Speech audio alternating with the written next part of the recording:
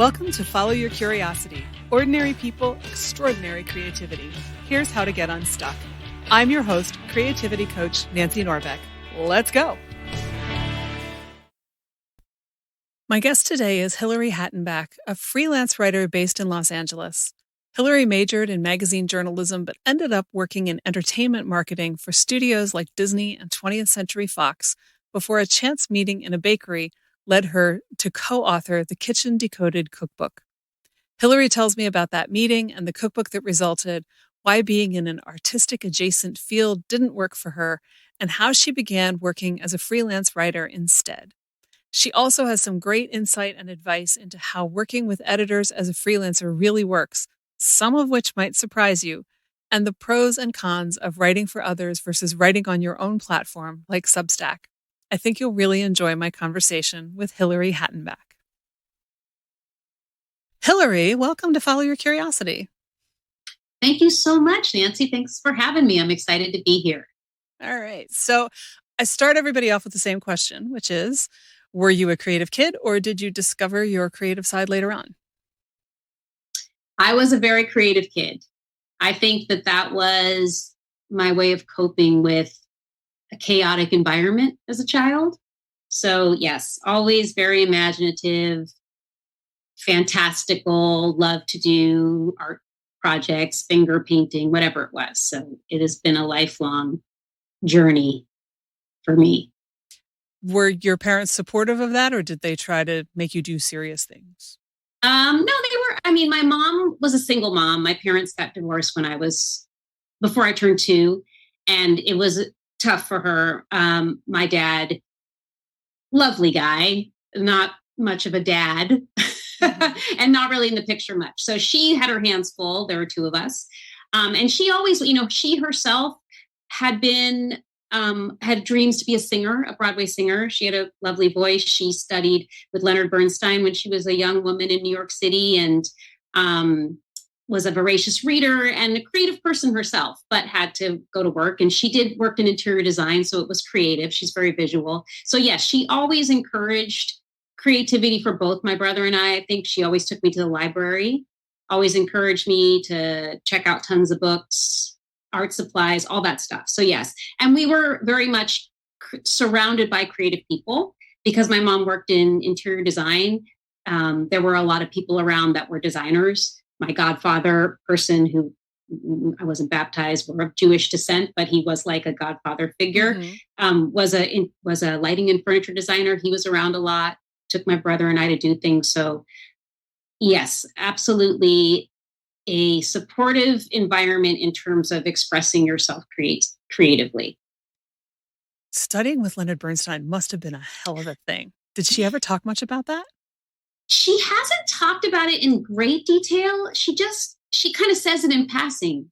I studied with Leonard Bernstein. I think it's because I think she was in high school or something, interested in the performing arts, and she went and did a program there. And I really should ask her more about it. I haven't dug in, but I'm sure it was incredible for her. She, she was born in New York City and grew up there. And her father was very into the arts and would take her to the theater and, to all of these various sort of Tony places in New York City. But he was a traveling salesman. So it was only when he was in town when she would do these things. And I think he encouraged her, but he ended up getting quite ill when she was 17 years old, I think. And she essentially dropped out of school to take care of him, and he died. I never met him, quite young. Yeah. And then she didn't really go on a creative path. I think that she probably would have really enjoyed that. And maybe there's even a little bit of regret that she didn't do more of that. I don't know, because she ended up working before that in hospital administration. And then later she got into interior design, and she's always kind of done these creative jobs, makeup consultant, fashion consultant, very visual person. But I think the arts, I think she would have loved to have been a performer. She's incredibly charismatic, funny, life of the party. So I think that was a path she probably would have liked to have explored. Wow. Yeah. Yeah. So then how did you end up finding your way from the things that you did as a kid into, I know there's kind of a path there, into what you are doing now? Yeah. I mean, it was a pretty, I would say, lengthy journey to get where I am today, because we moved around a lot when I was a kid. So we started in Los Angeles. We moved to the Bay Area outside San Francisco. Then we moved to Long Island. So I was sort of near you. And then we moved to Boston, Massachusetts. And I spent my last 2 years of high school there. And then I came back out to California. And all that time as a teenager, I think I was much more consumed with trying to have social connections and feeling really displaced, because it was really hard to move during high school, those formative years, leaving friends behind. I did always gravitate to the creative people in school. So the high school I went to in Long Island, it was Syosset High School, which was a very like kind of jocks and sort of, I would say the girls were very sort of into like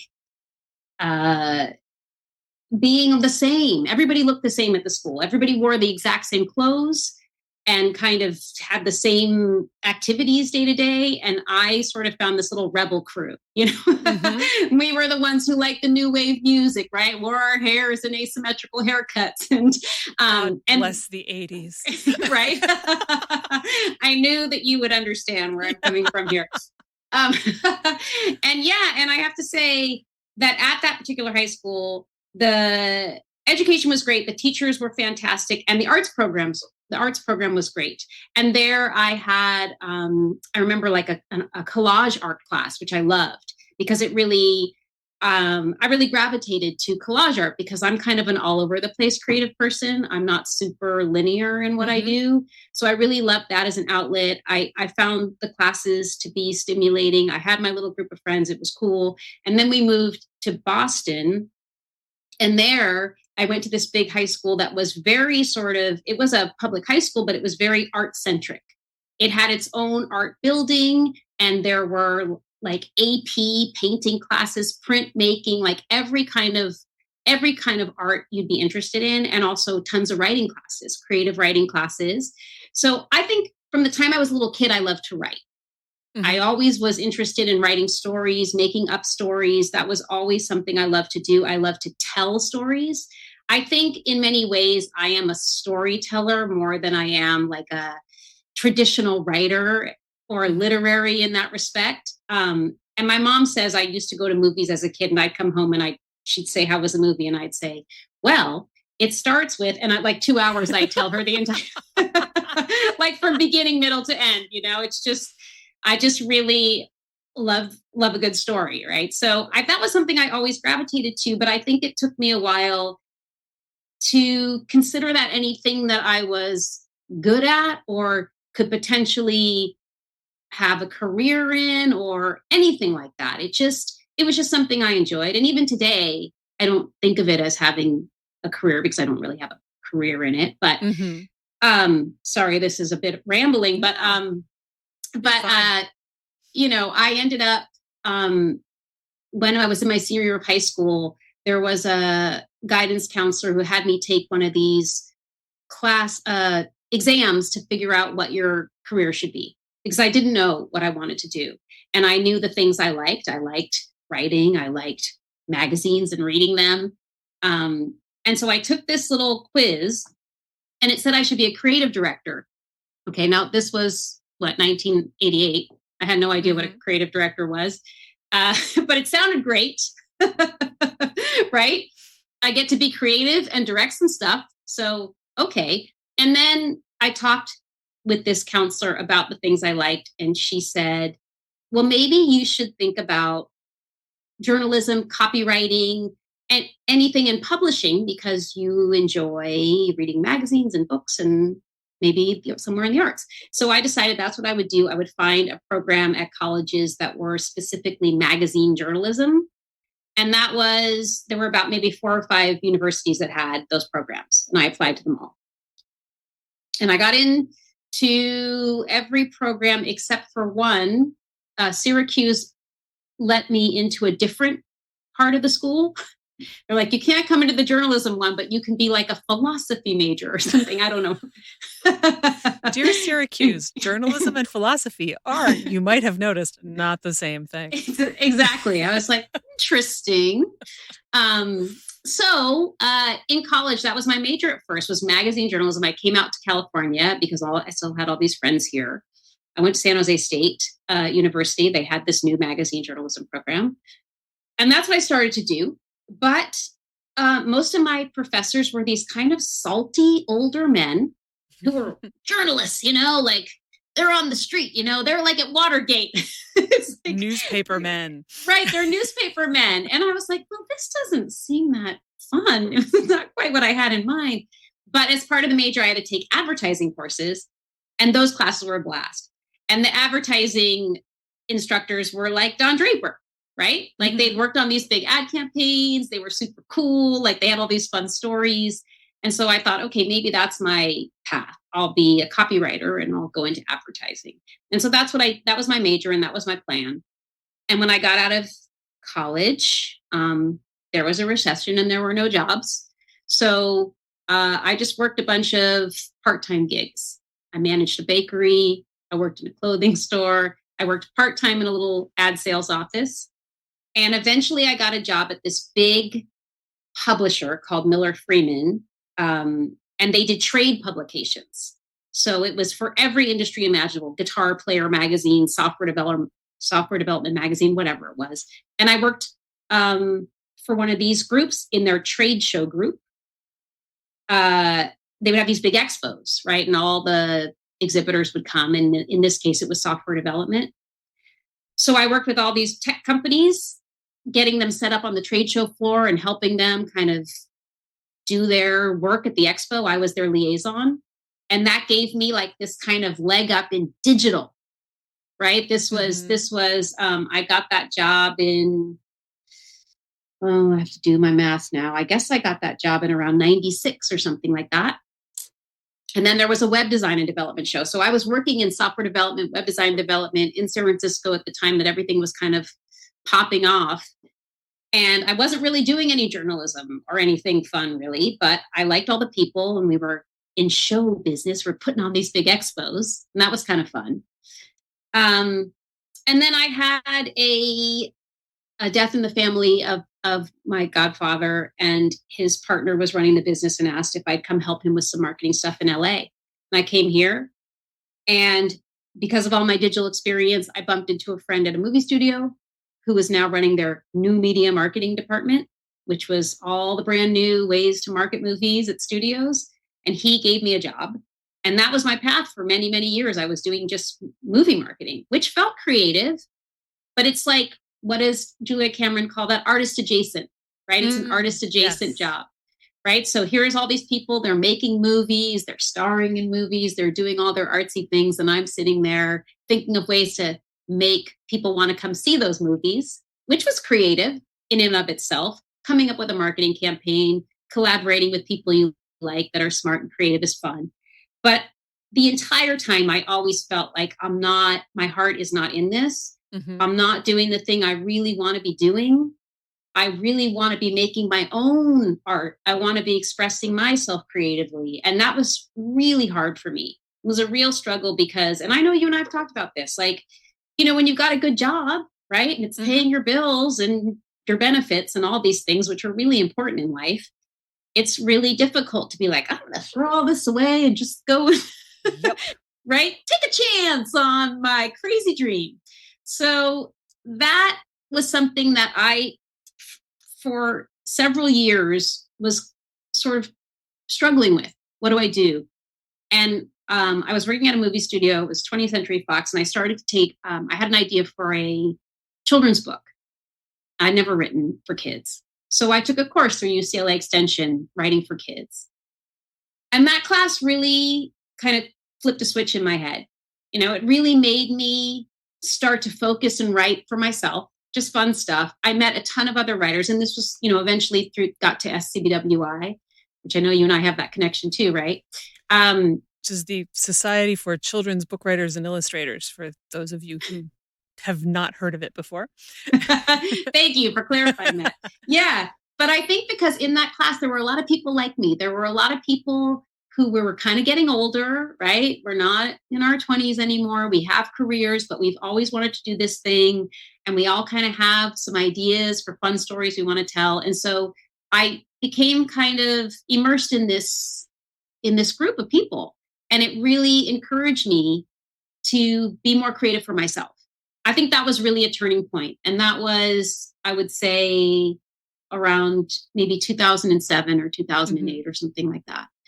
And so I did that for a while, and I would go, the Society of Children's Book Writers and Illustrators has a big conference every summer here in Los Angeles, where all these authors and illustrators come together. There's speakers, there's people like Judy Blume come and do a keynote. I mean, I saw incredible, inspirational people come and talk. And for many years, I was working on middle grade novels for kids, and I really enjoyed it. And I did get good feedback. They do manuscript reviews there, so they'll pair you with like an agent or an editor, right? And I would get good feedback. My very first conference, they paired me with the head of Penguin Kids, the editor-in-chief or something. And I was like, what?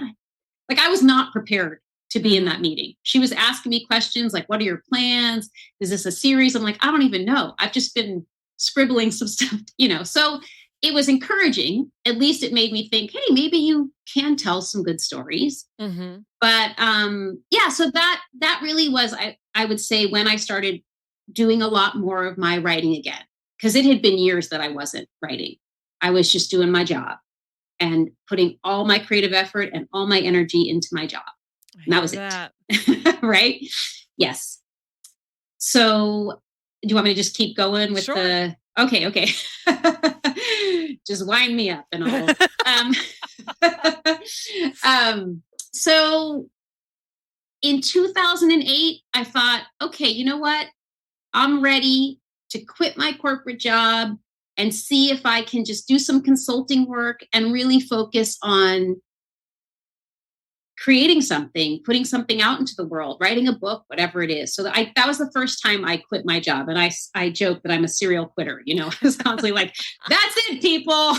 I'm done with this corporate thing. And then, of course, I'd be like back at the corporate job, trying to pay the bills. So that was the first time I did that. And I got consulting work here and there, doing what I used to do, marketing campaigns and things like that, putting that together and working on books. And I was pretty committed to that. That's what I really wanted to do. And then in 2011, my old boss, who's also a good friend of mine, we knew each other when I lived in Boston as a teenager, and he was in college and we worked at this coffee shop together. He ended up in a news studio. He went to Disney and he called me up and he said, will you come back? Will you work for me? I really need your help. And he's the kind of person where he's like the only person where the bat phone rings, I pick it up and I'm like, anything you need. It's like, you got people like that in your life, right? They're just, they've got your back and you've got theirs. So I said, okay, I'll come on a temporary basis. That was in 2011. So, for whatever, 3 years later, I'm still there. And again, it's the golden handcuffs because I have benefits and I have a good salary and I'm enjoying being creative in a different way, but I'm not focused on my own projects. And then this weird detour happens where someone I know said they knew that I like to bake. I like to bake, but I'm an okay baker. I'm decent. I'm not great. But if I make something enough, it can be good. But this friend of mine knew I liked to bake and said, hey, there's this bakery for sale in your neighborhood. And I was like, hey, that's an idea because that's creative. I could go run a bakery. What a great idea. Came very close to running a bakery, Nancy. So I go to visit this. I go to visit this bakery and I'm like, yes, I could totally see myself doing this. This is going to be so fun. It didn't matter that I didn't know the first thing about running a bakery or even really like how to bake that well. I'd figure it out, right? And while I'm there, I meet a woman who's scouting the place for one of her clients, and she's a restaurant consultant. I didn't even know these people existed. And she said, oh, have you ever ran a bakery or a restaurant or anything? And I said, no. This is just kind of a pipe dream of mine because I like to bake. And she said, you should talk to someone who's doing this right now, someone who's running a bakery, because that will give you a real insight into what it's like, because I don't think you have any idea. Right. And I said, hey, that's a good idea. So she connected me with a woman who ran this very successful bakery called Buttercake Bakery. And that woman's name was Logan Levant. And so I go to meet Logan, and Logan's like, do not open a bakery. She's like, you got to be up at 4 a.m. Okay. Everything you own is covered in flour. She's like, I have no social life, haven't been on a date in God knows how many years. Like, she said it was fun at first, but it really is so much work, and the burnout is so high. And you really do have to know, you have to be able to keep the books, pay people, figure out how to get corporate accounts, because you can't really actually support yourself on just selling a few cupcakes every day or whatever it is. So she said to me, what else do you do? And I said, well, I have this job, but I'm also a writer. And she said, really? I've always wanted to write a cookbook, but I'm not a writer.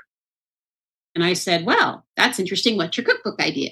So then she tells me her cookbook idea, which the idea was that she was always giving friends cooking equipment when they got married or for a birthday or whatever it was. And they said, when can you come over and show me how to use this? She said nobody knew how to use any of the things they got, either for their wedding or as a gift or a housewarming, nothing. So her idea was, I want to write a cookbook where I show people how to use the equipment, and I give them a bunch of recipes that they can make with those things. And I said, I think that's a brilliant idea. She's like, do you want to work on it together? I said, sure. So the next thing I know, I'm now writing a cookbook, right? So Logan and I got together, and we basically hashed it all out and put together a book proposal. We didn't have an agent, we didn't have anything, but I found some publishers that would take proposals without agents, and I just sent it off. And because I had been writing middle grade novels for years and trying to get an agent and all this and never going anywhere, I just assumed this would go nowhere, right? Mm-hmm. Sure. Because that's what a lot of this is. Just, you're doing your thing from your heart, but a lot of it's going nowhere, right? And that's okay. But it's kind of interesting that when you sort of have that attitude, then we started getting responses from people, right? And we got an offer from this indie publisher, Skyhorse, that just said, I'm about to get married. This is the total kind of cookbook that I would want. And I would love to buy this book from you. So the two of us are sort of like, we didn't expect this to happen, really. Right. And we don't really know what to do. And, but it sounds, many things about it sound great, because it's a quick timeline. It's not something that's going to take forever to come to market. In the meantime, Logan knows somebody who has an agent, a cookbook agent. And she asked that woman if we could send our proposal to that, have her forward our proposal to that agent. So then that agent gets back to us and says, I really like your proposal. I would ask you to make some changes to it, but I'm not going to send it to indie publishers. I'm going to send it to the big publishers. And you're going to get a much bigger advance. And it's going to take a lot more time for your book to come out because they have to schedule it. So we talked to this agent a bunch, and she's lovely. But at a certain point, we can't get a hold of her anymore, right? And it's sort of like she's ghosted us. And now, our publisher that offered us the deal is like, we need to know if you're taking our deal. Because we were trying to figure out, what do we do? Do we go with the agent who can get us a little more money and a bigger book deal? Or do we go with the indie publisher who's scrappy, but maybe they're going to put some muscle behind it? So time's running out. Logan's on vacation with her family. I'm getting all these emails from the publisher saying, you have to tell me what to do. And the agent seems to be gone. So I write the agent a letter and just say, we're going to take the deal with the publisher, but thank you. And I hope in the future we'll stay in touch. And I tell the publisher yes. And then that agent wrote to me later and said, this is totally my bad. I really wanted to rep your book. I'm really sorry. I didn't get back to you in time. We were moving offices, blah, blah, blah. Right? That's just how it goes. Wow. I know.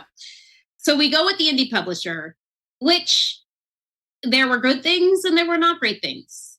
And I can go deep into that if you want to hear it. But ultimately, that was my first like publishing thing. That was like my first thing that I had happen as an older grown up that had my byline on it, my name. And it was very exciting. We went on a book tour.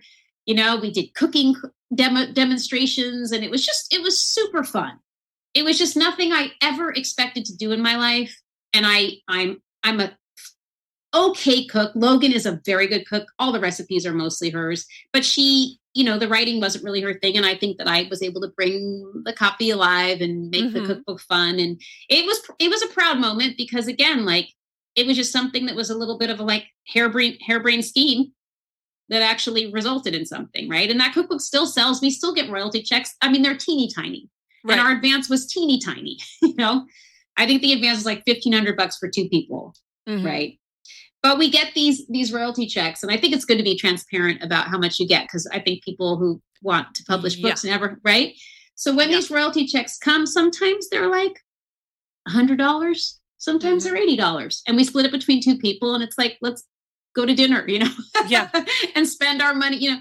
So it's not a lot of money, and a lot of my friends who got bigger advances for their book deals have never earned out their advances. So that was really the big chunk of change they got in the beginning. So, you know, it's a bit of a trade-off, however you decide to do it. It wasn't a money-making venture at all, but it was an exciting experience and a proud moment for us both, I think, just to kind of accomplish that. Sure. And I think you're absolutely right about being transparent with the money thing, because so many people think, I'm going to sell this book and I'm going to be set for life and, you know, whatever. And, you know, it's funny that because just this past week I was with my nephews, and I self-published my novel, and it was just after my younger nephew was born, like literally a month later. And I dedicated it to the 2 of them. And I realized there was a copy of it sitting on the end table. We were hanging out in the living room. And I realized that I didn't think that they even knew that it existed. So I said, if you look over there, you know, and the older one caught on a little quicker. They're 8 and 11. So they're not, you know, totally clueless about books or anything. But, you know, they both got the whole wide-eyed, mouths open thing going on. And then the younger one, this is, in many ways, this is him in a nutshell. He sits there and starts asking all the questions. He's like, how many books did you sell? How much money do you have? I said, not a lot, kid, because this is not a good way to make money. And as I said to a friend when I was texting about it, you know, he's like, well, that was still pretty cool. I said, yeah, for 0.2 seconds, somebody thought I was a millionaire. I know, right? Yeah. And for 0.2 seconds, that was about as close as I've come. But yeah, I mean, unless you're extraordinarily good at selling books or just incredibly lucky, you're probably not going to land in that territory. No, it is quite rare. It is quite rare. And I think I have some friends that did get pretty decent, impressive advances, but it took them several years to write the books. And it's not like that money carries you.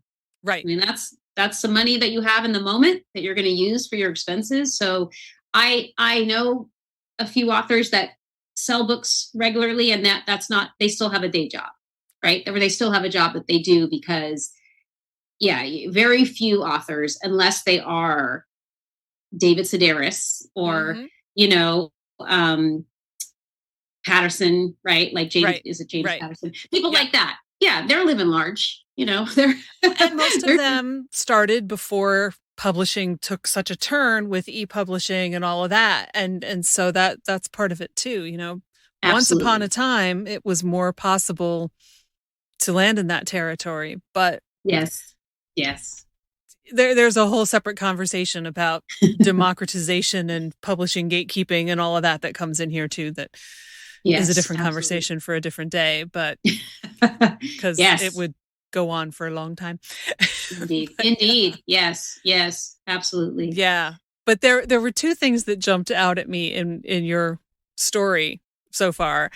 And one is just that moment of baking could be fun. I could start a bakery, because I feel like so many of us have had that moment, of like, I really don't know what I want to do. Oh, look, shiny thing. I could do the shiny thing, and I've probably mentioned this on this podcast before, but do you remember the show Mad About You?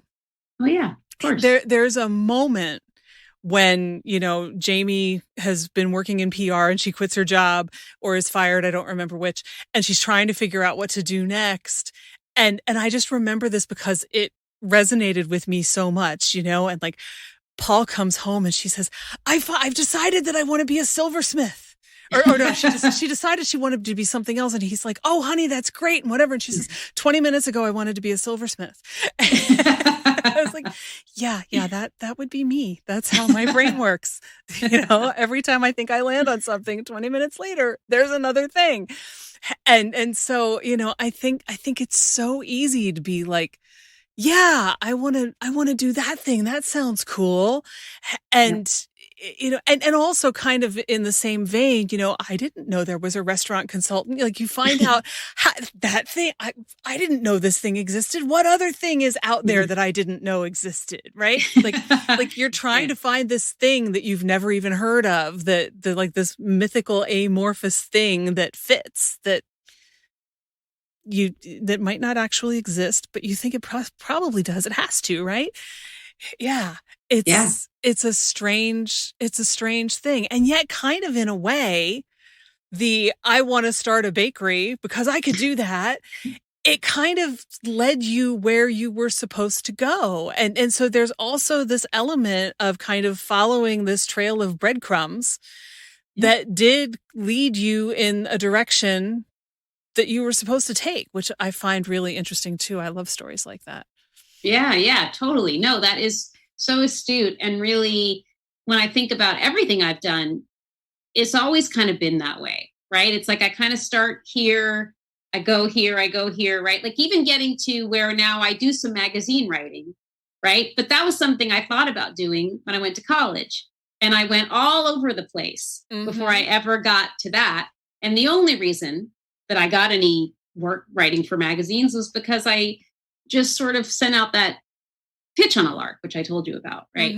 But yeah, I definitely, I love your message about that, which is the name of your podcast too, right? Follow your creativity, because I think we are so programmed to believe that we are supposed to know exactly what we should do and how we need to get there, right? But I think as a creative person, I don't know, my brain doesn't work that way. I'm very all over the place. And even when I say yes to a project or something, I'm going into it like not really totally sure how I'm going to do it. Right. I'm just sort of like, I hope that I can figure this out. And I do, because you have to. But yes, you're right. If I hadn't have gone to that bakery, met the bakery consultant, I wouldn't have met Logan. I wouldn't have done a cookbook. Yeah, all that. Right. So, I think sometimes, we get it backwards. We think we have to know what the end point is and then work our way there. But I think sometimes you can't know what the end point is. And I think that this is like a cultural, societal thing, but I don't exactly know. I think maybe some of us are just more like this too. Like we can't may not be the right word. Like it freaks us out if we don't know where we're going, right? Like we never we get in our car, or rarely, and say, I'm just going to drive for a while. I have no idea where I'm going. Right? Because you could end up 3 states away, and then what are you going to do? Right? You get in the car with a destination in mind. Yeah. And so we think that has to apply to everything. You go to school to take the journalism program. Thank you very much, Syracuse. Not the philosophy program, the journalism program, so that you can get the journalism degree, so that you can get the journalism job, right? And so it's not, we're never encouraged to go take the philosophy degree and see where the philosophy degree takes us, even though you never know, that could take you where you're supposed to go, because people look at you like you're crazy if you do that. Oh, and in many absolutely. cases, that could be the crazy thing to do. You don't know.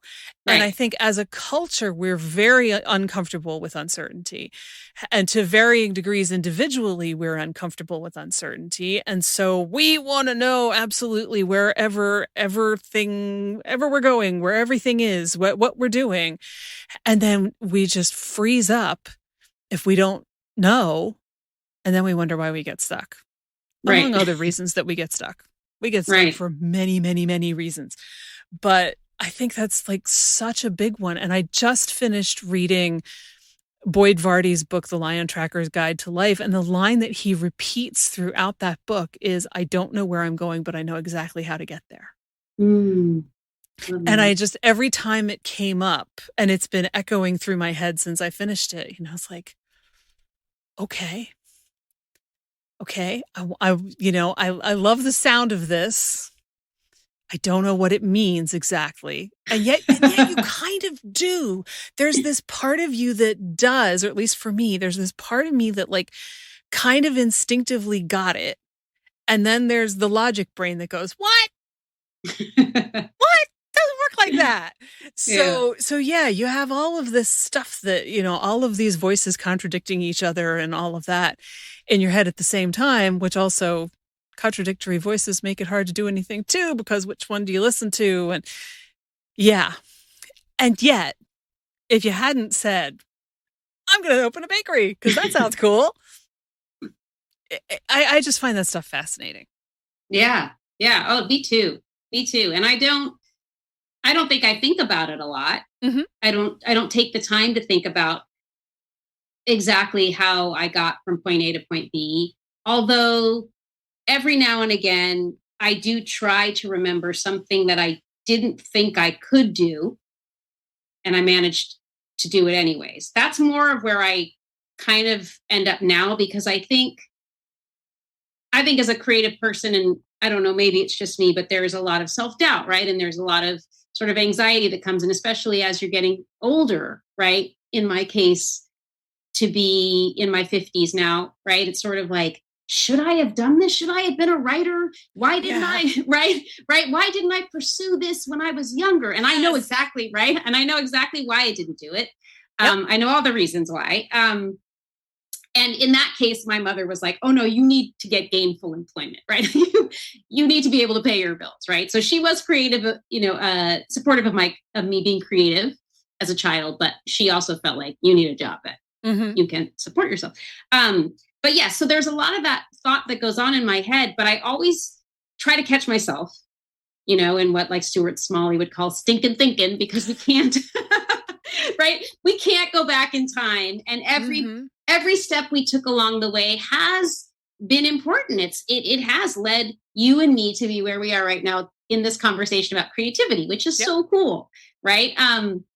So instead now I tend to have these moments of like, well, I want to do this thing, but I don't think I can do it, or whatever it is. I will get kind of trapped in this, and I try to go back to a moment like when Logan and I were gonna make a cookbook. It was like, I don't know anything about making a cookbook. It's just that like every time we think we can't do something, it's not coming from a logical place, because we've achieved things in our lives. Right. We get up in the morning and we take care of ourselves and we work and do the things we have to do. So yeah, that to me, I think is the big struggle, is to fight the negative voices, or this notion that like, I'm at this place in my life now, and am I wasting my time, or what else should I be doing? What should I be doing? Right. Yeah. I think it's so easy to get trapped in that, and I try so hard not to. Well, I will throw out the other line from Boyd Vardy's book. Yes, on please. On that subject, which is, no wild animal has ever participated in a should. Oh. Yeah. I like it. They don't exactly second guess themselves all the time at all. Yeah. And for what it's worth, have those moments too, where I'm like, I wish I had done this when I was 20. And then I usually stop myself and think, yeah. And the odds that I would have understood that at 20 are so slim that I never would have done it at 20, because I wouldn't have understood it, or I would have been too scared, or I would have whatever. Never would have happened at 20. Couldn't have happened at 20. Had to happen now. Right. Exactly. Yeah. And also, there were so many other things I was trying to figure out in my 20s, right? And I think we forget that. It's like we think our brains now were in our 20-year-old bodies, but they were not. They were not. They were definitely not. I mean, the one thing kind of on the line of what you were just saying that did happen in my 20s that I do refer back to when I am scared of doing something or don't think I can do something, is that I got on a plane and flew to Northern Ireland for 6 months to live with a family I had never met before, because I had never had like an immersive time abroad, and I really, really wanted one. And at that point, I was no longer a college student. It was my money. Nobody could say no. And I just went and did it. And in retrospect, it's one of those things. In the moment, it's like, no, man, I'm doing it. I'm doing the thing. And some of my family were like, hi, Northern Ireland. Perhaps you've heard of it. Not necessarily the safest place to go. And I was like, I've talked to the people that, they're not right in, it's not like they're an hour from Belfast. It's not bad right now. It was the fall of 95. So there was a ceasefire in effect and whatever. My whole family was convinced that I was going to live in an absolute war zone, which was not true at all. And, but it was this massive leap of faith that was far bigger than I think I really understood at, what was I, 24? And so ever since, I've kind of referred back to it, and it's like, look, you basically flew into a black hole and you were fine and you figured it out. You can do this thing too. Totally. So I'm really grateful for that, just because I could probably take it too far and bully myself with it. I don't think I ever have, but it is kind of this, wait, you've done this thing, so you can do this too. Totally. Yeah. No, that's incredible. That's so inspiring. And it's true. I mean, we do things all the time that we never believed we were capable of doing. And I guess it's just, what do they call that? The instinct in our brain from when we evolved as a species that's like, watch out, right? There's like a wild animal coming to eat us, or whatever it is that makes us have this moment of pause of thinking, that we can't achieve something, or that a bad end is going to come from it. Right. And I guess our work, as creative people, is to just try to not be hard on ourselves, because it's not easy to just do your thing. Yeah. in this world, in this society. Yeah. And I think a lot of the time we assume things thinking that they're true when they aren't necessarily. And I have definitely more over the last couple of years. I think for me, at least, it is one of those things that's come with age, where I've started to notice it more and more. And I'll have those moments where I go, wait, hang on. Is that thing really true, or do I just think it is? Does it actually have to happen that way? The way that I think can't happen, won't work, whatever? Or can it actually be some other way that I think will work better? And that's like this magic moment, because suddenly it's like, maybe it can be a little different. Maybe it doesn't have to be this constrained thing that I don't think will work, or, don't think somebody else will accept, or whatever. And maybe it does, but at least you've had that moment of going, is it really what I think it is? Yeah. It gets you out of that space, even if it's just for a little while. Totally. Yeah. Yeah. I've also just become a person where I wasn't a big nature person. I always lived in cities. And so I was just like, I love a city, care about nature. But I've become a person now where I go outside as much as I can and sit in the yard. I put up bird feeders. I have a bird bath. I just watch and listen to the birds, and just, and I know that it's just idle time. I'm just sitting out there, but I'm like, I don't care. because I feel like this is very healing. I'm feel very at peace. And I think this is also something that's happened as I'm older. It's just being okay with like, I'm not in a race to get out of the house to go to do something. I can just sit and be peaceful. And I think that does feed you, nurture your creativity, just, give your brain a break. I do a lot of that now. Yeah. And it does feed you. I don't think we were meant to be inside all the time. Mm-mm. I mean, because let's be real, there wasn't an inside way, way back. Right. If we were meant to be inside, I think there would have been an inside. and yeah, I've had that moment too, certainly during the pandemic, the lockdown and all of that, because it was like, get me out of here.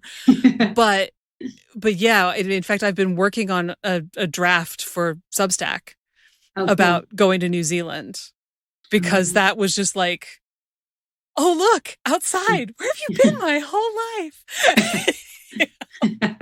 And I won't spoil that, but if you want to read about it, sign up for my Substack. There's a link in the show notes. Yeah. But yeah, and that one actually, I've been working on it for a bit, because it's like, where do I find the right words for that? But that's a different story. When did you go to New Zealand? About 5.5 years ago, 6.5 years ago. It was January of 2017.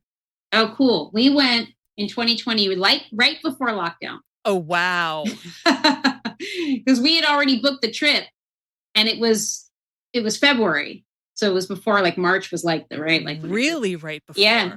But New Zealand was doing so well. I was going to say, you could have been locked down in New Zealand. I mean, please sign me up. I know. So close. We like got back just in time for everything to come to a screeching halt. But yeah. Fun. Oh, I look forward to reading your stack. Yeah. So how did you then end up going from writing a cookbook to doing what you're doing now? Okay.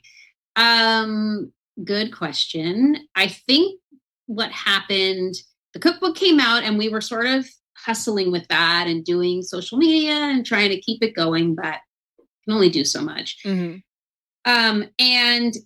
I think around that same time, I saw, I had been doing more of personal writing, really, personal essay stuff. But a lot of it I would just do on Facebook. I would just write a really long post about something that happened in my day. Or I had a neighbor who was a good friend of mine. She was in her 90s, Tina, and I spent a lot of time with her. And so I would post about her a lot and just all her stories and everything interesting about her. And I saw, our friend sent it to me. Our NPR station in Los Angeles was looking for LA stories for a new storytelling show they were putting together. And I've always thought, well, I love to tell stories. Maybe I could be a live storyteller. This was never anything I had done before. But I took a class in it. There was a course that you could take with a person who that's what they would lead storytelling events like the Moth and stuff like that. And I submitted a little write-up of a story about my neighbor, Tina, because she was kind of an LA legend. And I thought they want neighborhood stories. And they wrote back to me and said, we're interested in this story. Will you come in and essentially tell us your story? And of course, I was a nervous wreck because now I'm on the spot. There I was like, I'm just going to send this off. I'll probably never hear from anybody. I really do think that every time I send something, right, it's sort of like it's out into the ether now, and whatever happens, happens. So I go and I essentially audition. I stand on a stage and I tell them my story, and they say, we think it's great, maybe a little more of this, a little more of that. And they're organizing a big event where it's going to be 300 people in the audience, and they're going to have a bunch of us storytellers stand up there and tell our LA stories.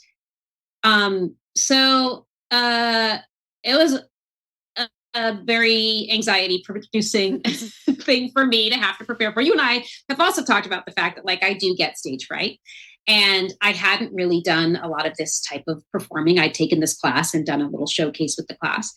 So I ended up hiring a coach to help me because I didn't want to get up there and just freeze and freak out. And I did it, and it was great.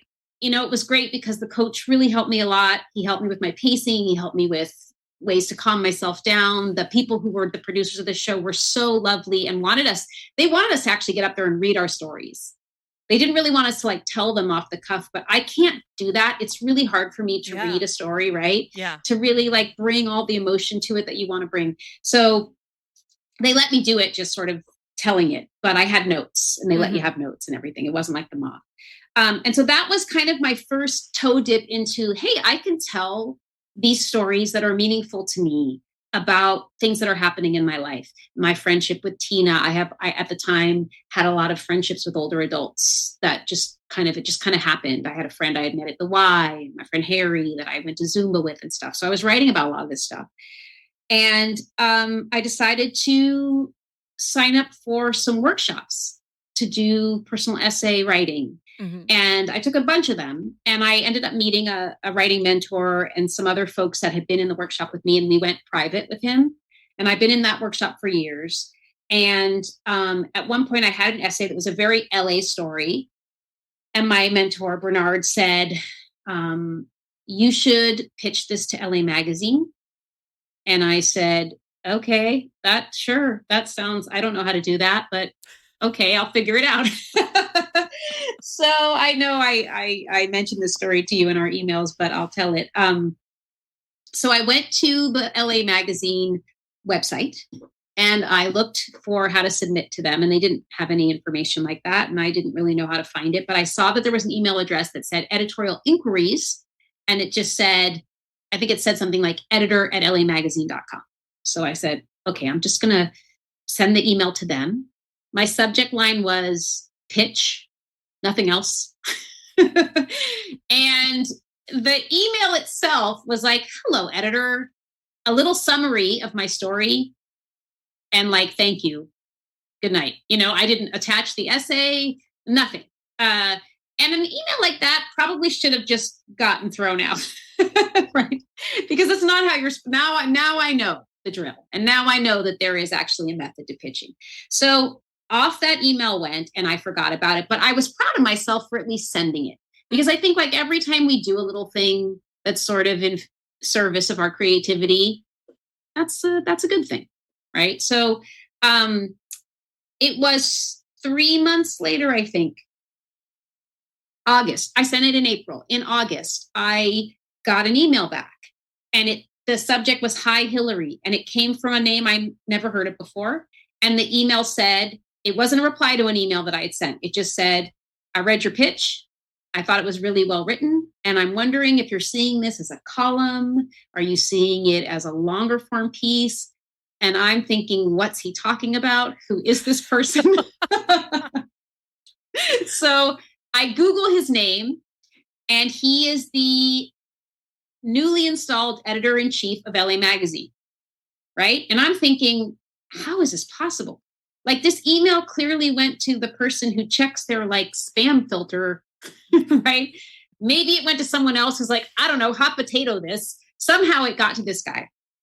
So I don't even know what to do. I write to Bernard, my mentor, and I'm like, what do I do? This is the email I got. What do I say? And so Bernard helped me. And he said, tell him, because what I had started to do, Nancy, is I had started to put together an essay collection of stories about my friendships with older adults throughout my life and how they really have shaped the woman I've become now. Because let's face it, I'm AARP eligible now. And I think, right. And having had all these friendships with these people, and really, I learned so much from older adults in my life as a young person. And even now, that I felt like I really wanted to tell these stories together, in sort of chronological form. So he said, tell the editor you're working on that collection, send him the piece, tell him you want it to be a long form piece, whatever it was. So anyway, back and forth. I will say, for anybody who is interested in getting anything published, this editor would write to me and say, yes, I think this is great. And I'll get back to you. I'm really busy. This happened a lot, and I wouldn't hear from him. Weeks would go by, months. And I said to Bernard, like, is it a pass? And Bernard said, until they tell you no, it's not a pass. Keep following up with him. So I did. It's weird to be a stalker, because you don't want to bother somebody and you don't want to be annoying. So I would try to wait till what felt like a reasonable time. And I just say, checking in, just wondering if you're still interested, anything I can get you, any more information.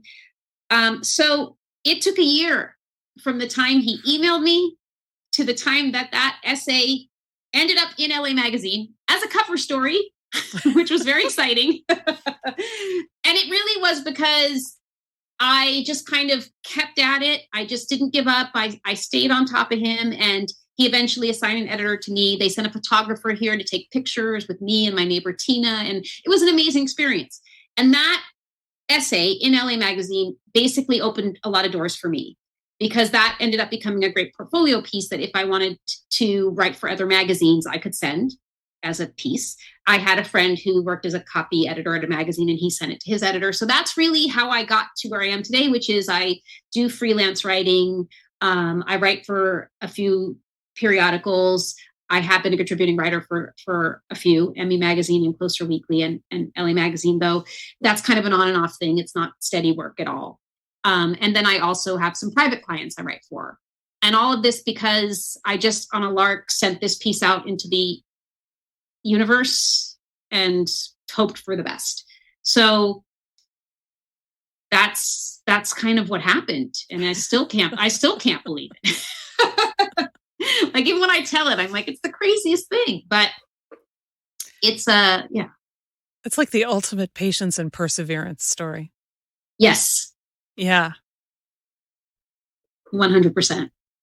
Yeah. The idea that I think a lot of us have, if it's going to happen, it would have happened by now. I think that whole until it's a no, it's still alive.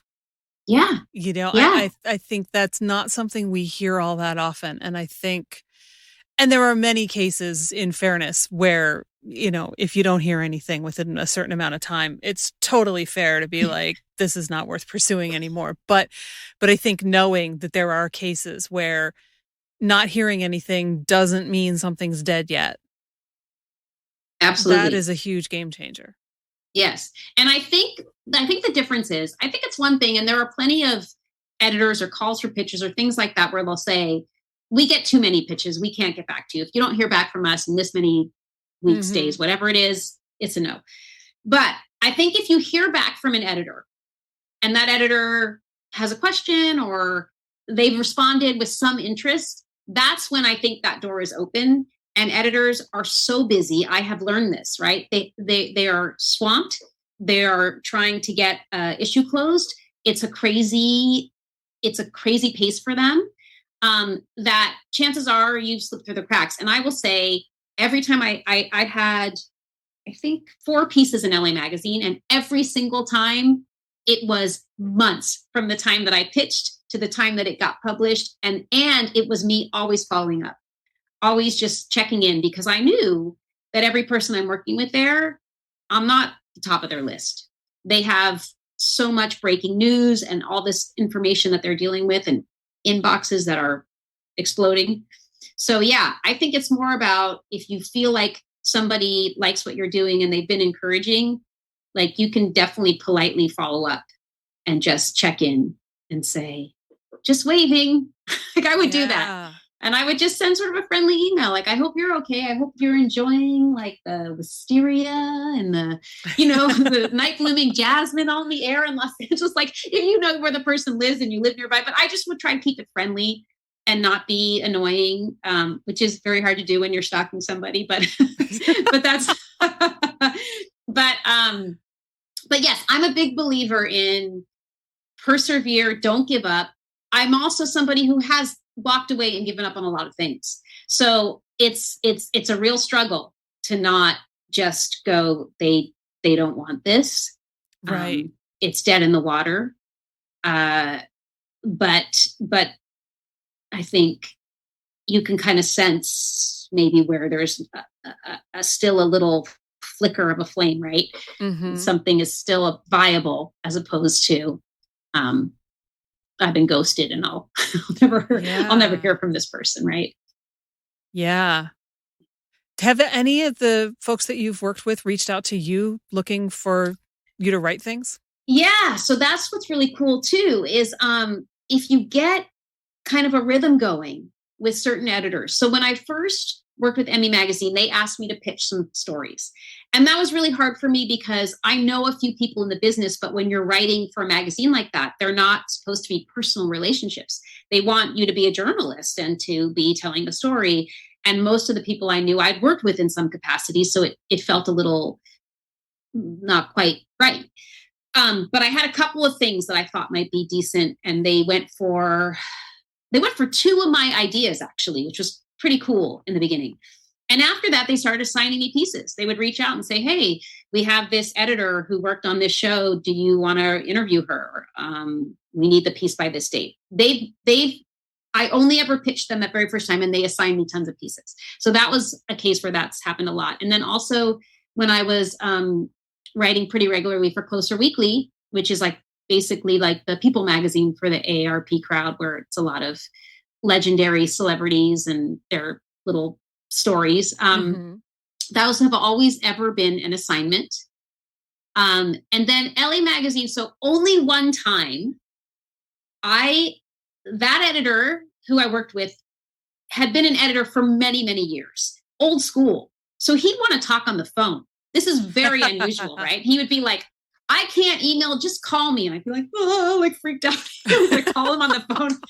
And so this is funny. So the first time I called him when he said, call me, I think I had maybe sent him a pitch idea. I don't remember exactly what the impetus of the call was, but when we got on the call, we started talking about something and he said, what else you got? So this is a very old school editor thing, right? They just want you to sit there and pitch them ideas. And I had nothing. I was not prepared. So I'm like, oh, well, stalling, trying to think of other pieces I had been working on. And he sort of understood my vibe that I like to write about old Hollywood. That's kind of my thing, or these friendships with older adults. And he said to me, I've always been curious about the motion picture and television retirement home.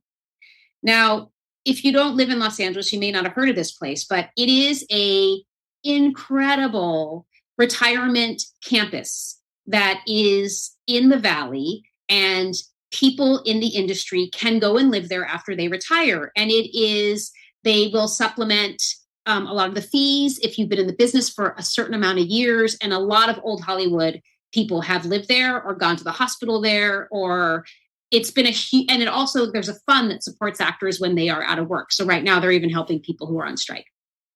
He said, I think that their 100-year anniversary is this year. And I said, I am obsessed with the motion picture and television retirement. And this is like my dream, right? Because when I worked at a studio, you could volunteer and go there. I never got a chance to, but they would have people come and talk to us about the place. And we used to essentially give like a little percentage of our paychecks to the fund, because someday we're all going to end up there, was the idea. So that was the only story he actually threw my way and said, would you want to write about the place and their anniversary? And I said, I absolutely would love to write about that. And so that was a story that I did. And it was during COVID, which was crazy because that place was on serious lockdown. Right. And they had had some people die and some tragic stuff happen there. And so they were very nervous about having a journalist come in. And I really had to talk to them a lot about what my angle of the story was going to be and what I wanted to talk about. And so the one thing, though, to be like completely transparent, is I put my heart and soul into that story, right? This was like a really big story for me, and I was so excited. And I sent it to the editor, and then I didn't hear back for a long time, as per usual. And I was sort of like, I don't know. And the PR person from that retirement community kept saying, Hilary, what's happening? Is the story killed? I'm like, I don't know what's happening. I haven't heard from anybody. But they finally reached out to me basically the week the magazine was closing and said, it needs a few cuts and we're going to print with it in this issue. And I was like, oh, okay, great. And what happened, Nancy, is, they completely rewrote my whole story, right? Because it was way too long and they needed it really trimmed down. And I think the editor who got assigned, it wasn't the guy I had been working with. It was somebody who worked for him. He just like rewrote it. It was crazy. Wow. I had never had that happen. And it was really tough. I won't lie. Like, I think I might have cried a little when I saw it because I'd worked so hard. And also the people I interviewed were the best. They were the loveliest people, and all the things I wanted to say about them, there wasn't room in the article. It just didn't, it all got cutting room floored. Yeah. And when the editor first sent me the piece, I said to him, I just, I've never had to review a piece of mine that contains very little of my original writing in it. So I'm just taking a minute to process. Mm-hmm. But, they paid me for the story, and I ended up months and months afterwards putting my version up on my website and stuff, just so I could have the full story told. And I wanted the people at the Motion Picture Television Fund to see it, to know that I had done all the work. But that is something that can happen too, right? In this world of putting our work in somebody else's hands. This is the trade-off that's so hard. Yeah. Because I think so many of us creative people are like, I want to write a novel. I want to make a short film. I want to, perform on stage, whatever it is. And if there is a gatekeeper that is that is responsible for giving you money for whatever you've done, well, they get to do whatever they want with your work.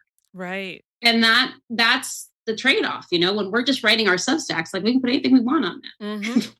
And I love it. I love the freedom of that. I love that I'm not having to write to an editor, and I know it's not perfect. And I know if I was spending more time, it would be, it would be so much better. But it's about just, I think, having the freedom to just express yourself. Right. Yeah. That's why mine is, an experiment. I never know what's going to pop out at any given moment. No, I love that. Same with me. It's like some people have a whole calendar, I think, like an editorial calendar of what's coming. And I'm like, right? Dude, that sounds like a job. Oh my God. I know. I'm literally like Friday or Saturday going like, oh, here's an idea. I have like unfinished drafts that I haven't decided what to do with yet. Yes. And yet, I sat here yesterday and was like, I want to write something, and literally just like threw down a poem in like 45 minutes and tossed it out there. There it goes. Yeah. And was like, I don't know if this is fully baked. I don't know if it's even half baked, but here it goes. Yeah. No, it's the best. I love that about that platform, and that there's no risk in doing it. Nothing bad will happen, It's like, and chances are what you wrote will speak to somebody, somebody who sees it, might be moved by that. It might be exactly the message they're looking for. Yeah, I got an email from a friend of mine today. She's like, did you write that? I loved it. And I'm like, okay, I guess it was baked. What do I know? See, your work is done. Exactly. All right. Yeah. Then. Cool. Yeah. Totally. Yeah. Yes. Yeah. You just don't know. You don't. You really don't. And yeah, I think that's what's been my sort of thing to figure out lately is, what do I want from my writing? Mm-hmm. Right? What do I want? Because people ask me, they're like, what's happening with your writing? What are you working on? Right? Everybody's yeah. People are always trying to, or giving me ideas, right? You should write about this. I'm like, oh, it's so much. I have all these ideas. But I don't know. I used to really want a book deal. That used to really be a fantasy of mine. I'm like, I want to get this essay collection. I want to get an agent. I want to sell this essay collection, all this kind of stuff. And when I started to go through the motions of what that entailed, it just was so soul crushing, because again, the people who are in the position to say yes to you have ideas, right? Mm-hmm. Oh, you should write a how to get old book. Like, you should have a book about, here's some tips that you learned from your older adult friends. I'm like, but that's not the book I wrote. That's not the book I wanted to write. And so I think at this stage I'm at, it's like, I don't care about the book deal anymore. It's not about that anymore. It's about like being able to do the writing I like to do. It's nice if somebody wants to pay me some money to write something. That's great too. I'm certainly not saying no to that, but it's changed my priorities a lot, because I think it's so, once you start having to answer to somebody else in terms of what your creative vision is, then it's just a job again. And it's just like being back at our corporate jobs where we didn't get to do what we wanted to do because we had to get a paycheck. And I struggle with that. I really. Yeah. I mean, generally speaking, I think avoiding things that are soul crushing is a really good compass point. There was a metaphor that was kind of half baked in my head there, but It's like soul crushing is the direction you do not want to go. You want to go the opposite direction of the soul crushing. Yes. Generally speaking, spending too much time in the neighborhood of soul crushing, not good for your health in Exactly. any part of your health. Not good. That's right. Yeah. Express train out of soul crushing town is what we want, right? Don't go there for any longer than you absolutely have to, and be really sure that you absolutely have to. And that's not like spoiling yourself or anything like that. I have spent too much time too close to soul crushing. I promise you. You don't want to be there for any longer than you absolutely genuinely have to be. No. So yeah. And I was asked one time in a job interview how I would feel if, I can't remember now if someone didn't take my advice about something or if someone changed something I had done, but it was something like that. And my response was basically, is my name going to be on it? So if my name's not going to be on it, I don't care what you do with it.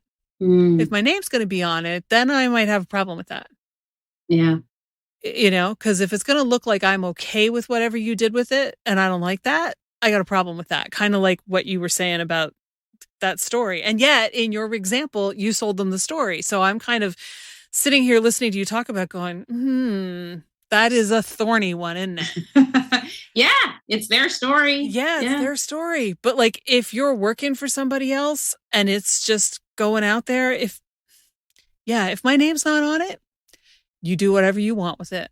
I don't care. Totally. I think that's a really, But if I'm going to take the blame for it, then I got opinions about that. Totally.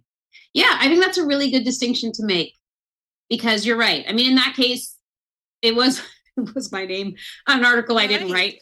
Yeah. But, the guy was a good enough writer that I was like, at least it's not embarrassing that my name's on it. So that's good. That's good. There was that. But I will tell you, the next time I had an essay with them, which is the last piece I had with them in the February issue of the magazine this year, I think,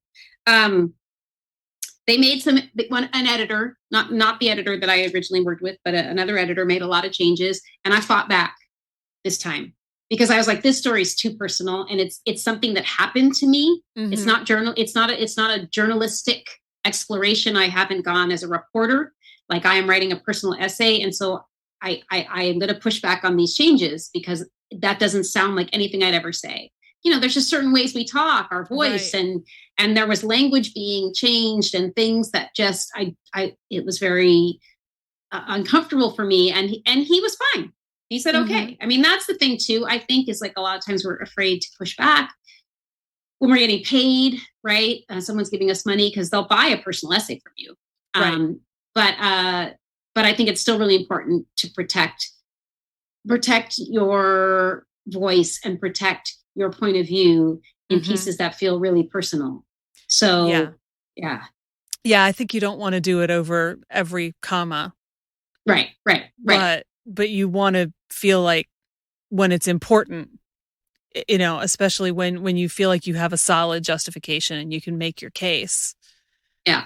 That it's fair to say, hey, wait, let me explain to you why I did it this way. Yeah. And why I think it should stay this way. Totally. Yeah. Yeah. And you're right. It's the money thing that makes it complicated. Every time.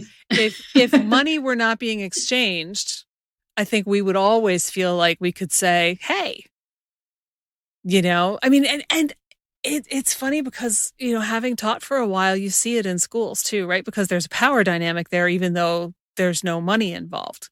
Right. And kids will be terrified to go up and say to their teacher, no, that's actually what my grandfather said to me. Right. And you're changing what he said. And now the story doesn't make sense because you don't understand it because you weren't there. Or maybe I didn't write this other part well enough. And maybe that's what I need to change so that this other thing makes sense.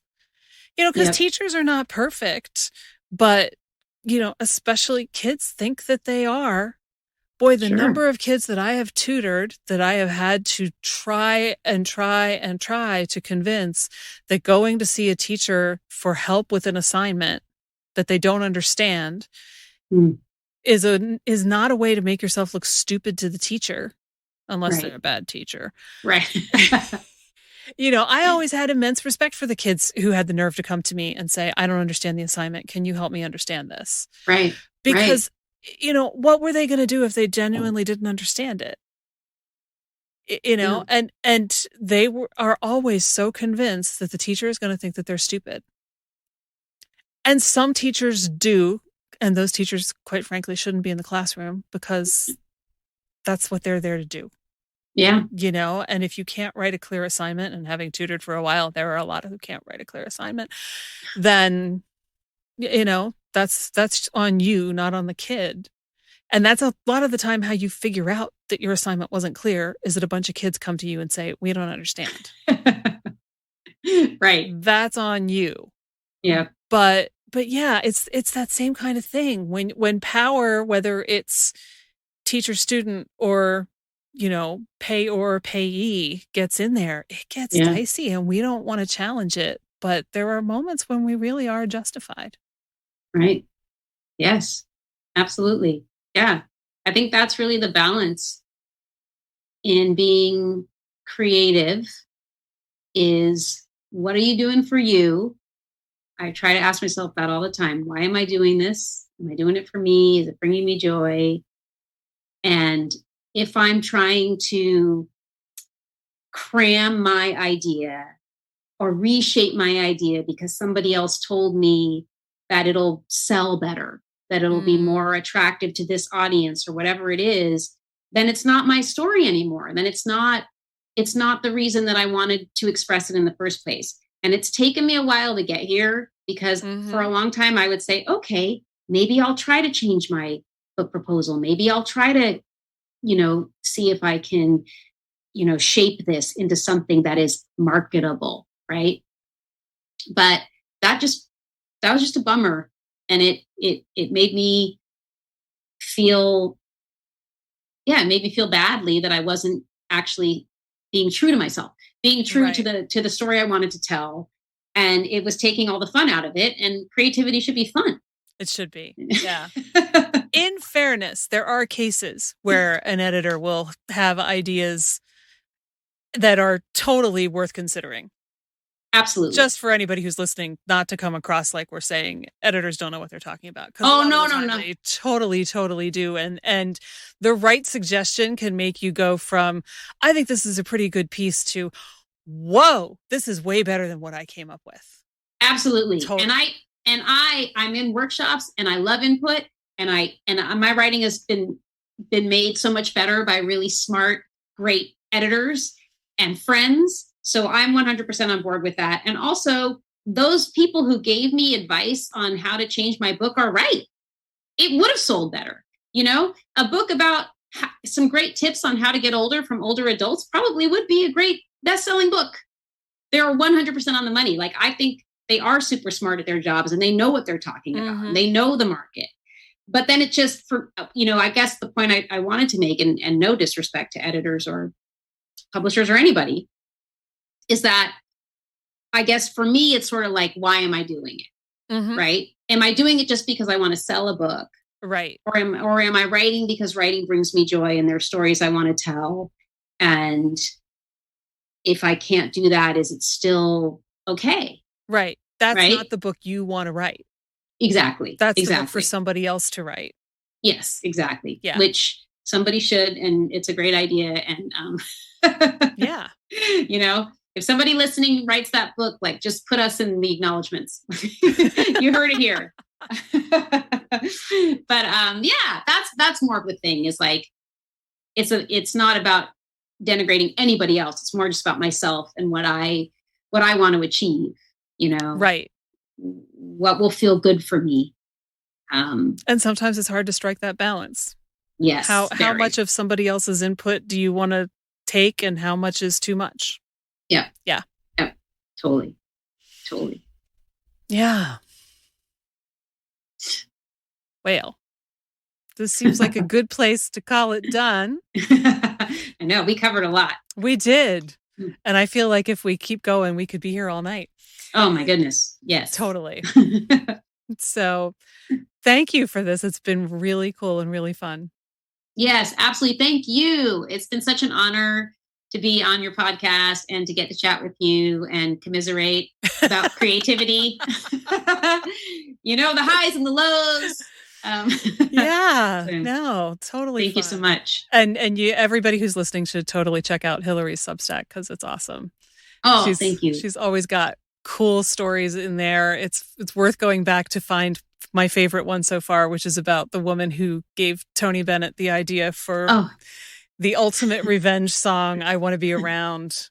That's right. It's a fabulous story and it's really well written. And I will find the link for it and put it in the show notes so that you don't have to go digging for it. Thank you. Thank you. But yeah, Hilary's Substack is fabulous. So check it out. So's Nancy's. Welcome to our little mutual admiration society. I am. So, all right. See you around. Yes. Thanks so much. Bye-bye. That's our show for this week. Thanks so much to Hilary Hattenbach and to you for listening. Please leave a review for this episode. There's a link in your podcast app, and in it, tell us about a time when you made a crucial shift in your life. If you enjoyed our conversation, I hope you'll share it with a friend. Thanks so much. If this episode resonated with you, don't forget to get in touch on any of my social platforms or even via email at nancy@fycuriosity.com and tell me what you loved. And if you're feeling a little bit less than confident in your creative process right now, and you haven't yet signed up for my free email series on 6 of the most common creative beliefs that are messing you up, please check it out. It'll untangle those myths and help you get rolling again. You can find it at fycuriosity.com, and there's also a link right in your podcast app. See you there, and see you next week. Follow Your Curiosity is produced by me, Nancy Norbeck, with music by Joseph McDade. If you like Follow Your Curiosity, please subscribe, rate, and review on Apple Podcasts or wherever you get your podcasts.